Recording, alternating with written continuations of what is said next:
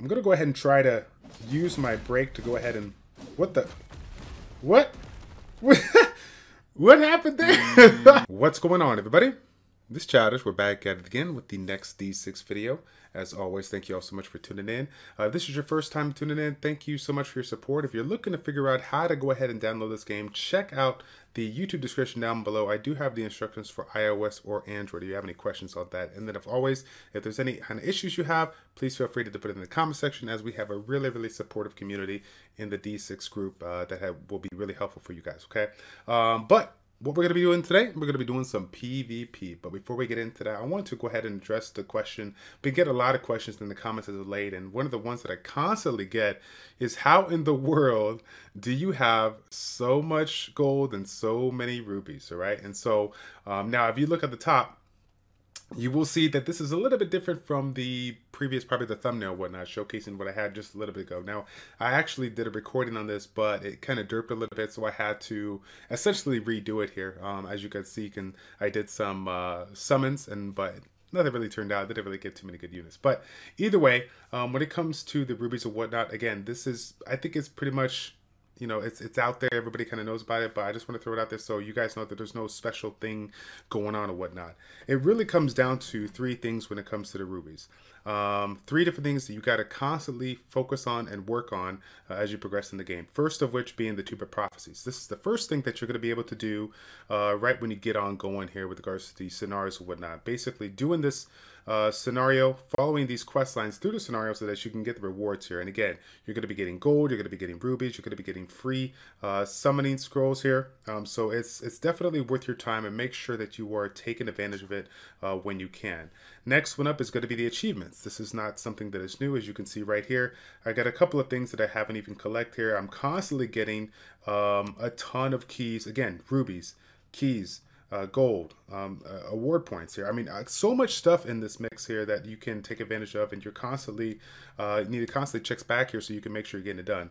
Obviously, the daily and the weeklies are something that are going to be able to reset, but the consecutive, the challenges, these are one-time things that you're going to be able to collect. And again, this game is extremely generous here, so always check back to see if you got something going on here. Take a look at some of these, see if there's something that you can clear in a relatively quick manner, so that if you are low on rubies, you can go ahead and get up in here and get the rubies so you can do your next summon, okay? Last but not least, when it comes to rubies, the big one here is going to be the events. So with respect to the Tomb of Prophecies and the achievements, right, those are going to be outside of the daily and the weekly achievements. Those are going to be just one-time things. So enjoy it while you can, right? But the good thing of it is that they're constantly going to be incorporating events in this game. And so once you check out the events, you're definitely going to be very excited. So now, of course, we got three different events going on here. As you can see, I've already completed quite a few of them. I'm just taking a look at the ones that I've completed so far. We're looking at over 2,500 rubies just in this first event here. So when you think about the amount of rubies that we're getting in one out of the three events, combined with everything else going on, the Tomb of Prophecies, the achievements, you're going to be getting quite a few rubies. If I had to make a wild guess, I probably have had upwards of 25 to 30k rubies over the course of my playing, which has been about a week and a half, maybe, more or less. So definitely take advantage of it.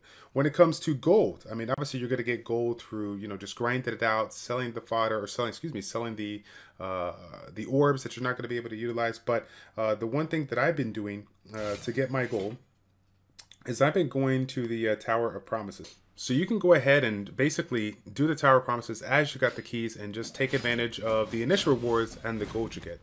But if you didn't already know, you can actually repeat the stage and get yourself a decent amount of gold. All right, so with regards to that gold, the things that I've been doing a lot lately is taking a look at the time shop. You know, as you guys know, when it comes to the Crusaic dungeon, one of the big things that we focus on, you know, obviously getting the enchantment dungeons done, or the enchant dungeons done, the daily dungeons done, Giants dungeon if you can. But the big thing right now, especially for me in this game, is working on the awakening of my monsters here. When it comes to fodder, I'm going to be limited based on the amount of units that I have, the units that I collected, like the premium scroll, superior scroll, so on and so forth. But if there's one thing that I can do is utilize my rubies to, essentially, grind out those awakening materials so that I can essentially improve the overall stats of my monsters and allow me to be a little bit more successful, whether I'm doing PvE or PvP. But that's probably going to be the biggest thing here. With respect to PvP, I will tell you this right now. I've really been focused just on the PvE aspect. I've basically been taking some of my top units and just kind of bum rolling in there, face rolling in there, and hopefully getting the win. Taking a look at it overall right now, I'm pretty excited about that. The aspect of synergy with regards to your team is pretty important, but it seems like some of the things that kind of stuck out for me was the status resistance, status activation. Those have been pretty important, and then choosing the right striker when it comes to your composition. Generally speaking, in your main team, you're bringing your tank, you're bringing your DPS support, healer, whatnot. When it comes to PvP, again, I haven't really been too focused on too much, but what I think I'm going to be doing is probably just bringing 3 decent attackers. Maybe some of those attackers have a debuff or a debreaker, somebody with a buff removal, some kind of a shield or whatnot. Buff removal, some kind of a status activation improvement or status resistance, just to go ahead and keep me alive. And then I'll pick a really strong support, something that will increase or decrease my cooldown times, or give me a heal, or give me some kind of a like I said, some kind of benefit or a bonus that essentially allowed me to do what I'm doing more. So yeah, overall, I'm pretty excited about it. We're gonna play around with it here. Outside of the 3 main things, like I said before, Tomb of Prophecies, the achievements, the events, those are going to be the biggest things. And again, use your resources efficiently. One of the things that you will notice early on in the game is that you're going to be getting a ton of good resources here. However, after a while, all those achievements are going to be completed, and all you're going to have left is the events to come into play, and then of course the Tomb of Prophecies to go after you get that finished, going back to the Tower of Promises and just getting back your gold when you have those extra keys. So take advantage of the resources you have, use them efficiently. If you're gonna pop a couple 10+1s, do it, but definitely don't go ham on it, as again, once you move into the later stages of the game, if you are a free-to-play player, you definitely want to be a lot more efficient when it comes to your resources here, as some of those things will run out, and then we'll basically be waiting for the tower to reset and of course the events to reset here. So let's get right into it though. Let's get up in the arena. Again, we're going to be doing a little bit of both. We're going to do the well, we got a new one here. I was going to do my grade arena, which is like the 5-star, 4-star, 3-star grade arena, but looks like now they got a pair arena. So let's go ahead and do some regular arena, and then we'll try this pair arena and see if it'll work out. I do have a couple of units that are my 2 Franciscas that are pairs, so maybe that'll do pretty decent here. Okay, so with regards to this team, we'll just showcase it here real quick. I'm using my Rock Francisca here. She has the AoE break with a high chance of knocking down. And then we have the AoE defense break that if the opponent is disabled, we're going to be ignoring their defense here, as well as providing a defense break on this AoE. So pretty darn nice, if I might say so. I'm definitely a big fan of it. This one here, Anarchy, I like both of them. I've actually played around with both here, but this one provides a little bit of a damage reduction as well as damage improvement here, coupled with another opportunity to break the defense with regards to his grapple. So I found it pretty useful. Again, there's a couple of other monsters that I can use, but I do like the opportunity to break the defense if I can. It seems like the amount of damage that I generally do is quite a bit.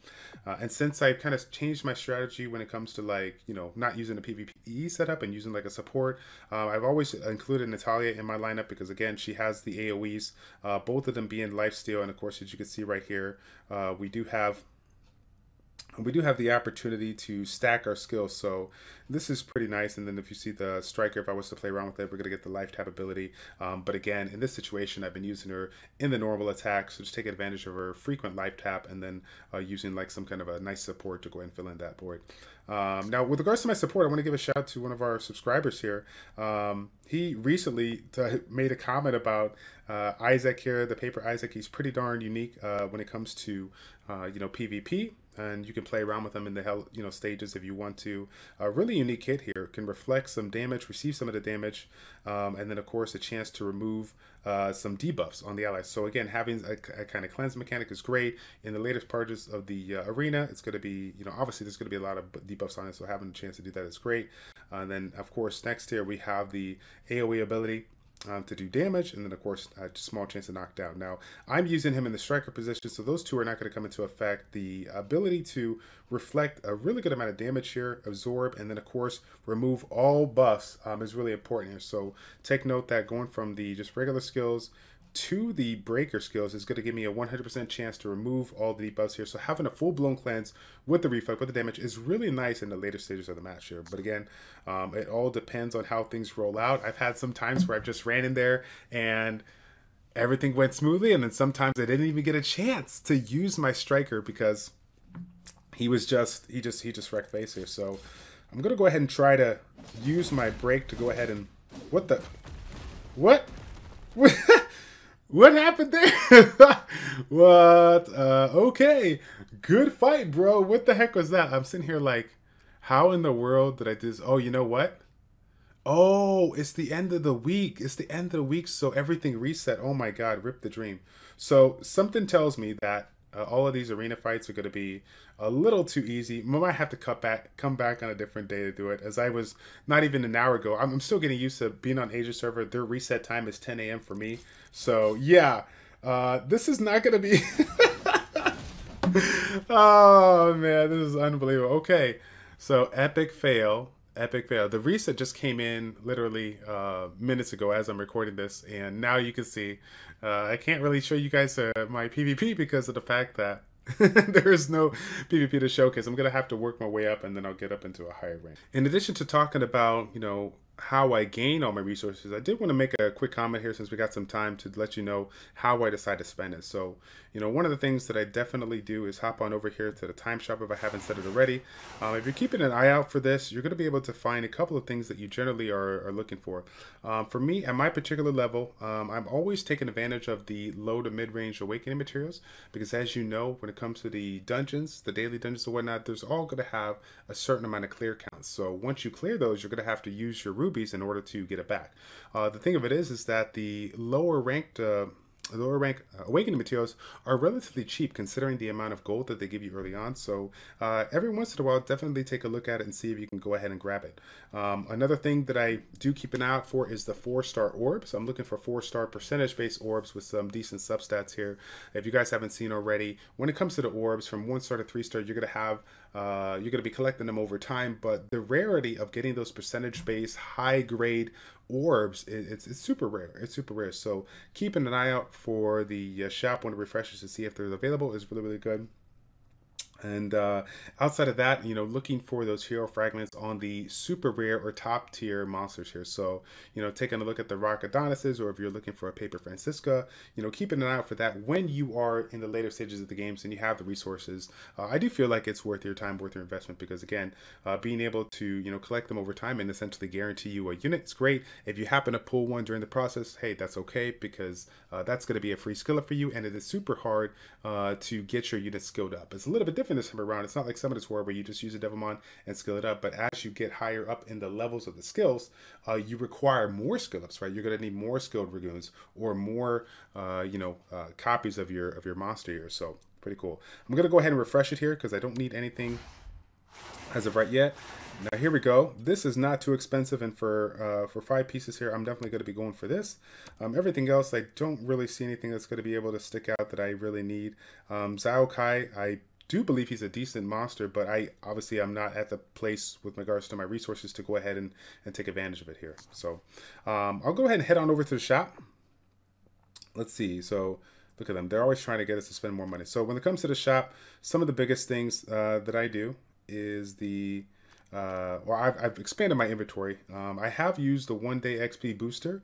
I used this early on in the game when I was essentially at a unique time where I was leveling the units that I was getting, from those first, big 10+1s, and taking advantage of, just the farming. I was farming while leveling up here. Nowadays, I haven't been doing too much leveling up. I've basically been using my enchants skill ups or whatnot to go ahead and level it up. My Angelmon, essentially, I can't think of the name right now, but Enhanced Ragoon. And I've been using those to get my units leveled up here, and coupled with the 1-star, 2-star fodder that I get. But, you know, outside of that, prior to getting going on that, I was using the 1-day XP booster, as I feel 100 rubies for a small bonus for 24 hours is pretty good, considering, again, how much resources that they give to you here. Again, obviously, I'm going to be refreshing my adventure keys. When it comes to the other keys out there, I do not spend any resources on these. I just focus on the keys because, as you guys might have guessed, the goal is to continuously be able to farm as long as we can. This game allows us to auto-repeat our dungeons, our stages, our scenarios. So any opportunity to go ahead and get these keys are going to be pretty important.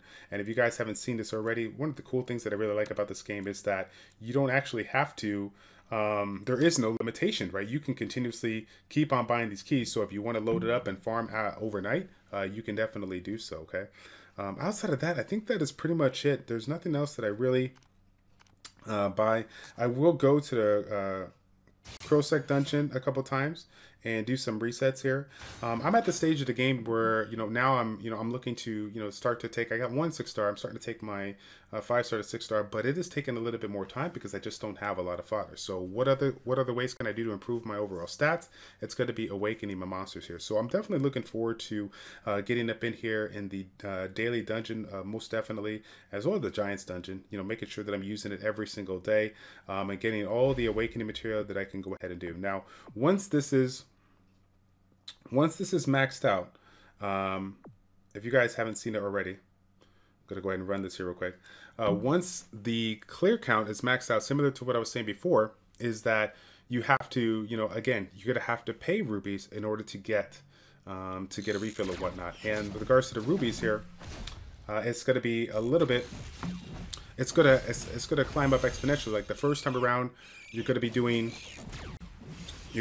those rubies, the first time around it's going to be 100, but then, you know, every single time you do it again, it's going to cost a little bit more and a little bit more. And then you still have a hard count. You still have a hard limit to how many times you can reset it. Obviously, that's going to stop some of the big-time pay-to-play players that are really looking to accelerate their progression. There is a limitation, unfortunately, but it is what it is. Like I said before, when you realize how many resources you get, you'll soon put it out that, like, you know what, I can definitely, you know, make a couple of choices here and, you know, invest into this process of awakening. Free-to-play players, do I really want to do it? Probably not. But again, once you realize how much stuff you get from this particular game, you might want to consider doing it just if you're looking to improve some of your monsters and get a little bit more stats here. So now I think I picked the level 31 here. Obviously, as you can see, it wasn't a problem. I normally farm the level 41. I haven't really pushed for the higher ones yet, just for the simple fact that I need all the lower pieces still. I have so many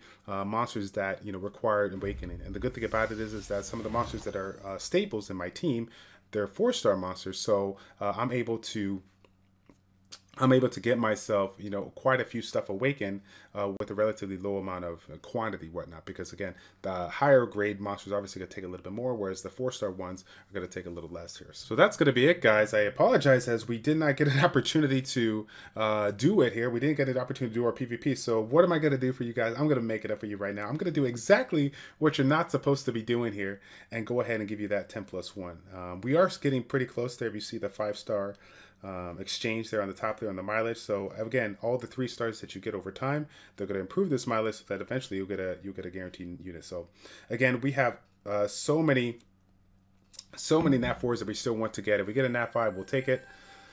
No nat 5, unfortunately, here. It's all good. But again, at the pace that we are getting units, I'm okay with that. And I do actually need fodder.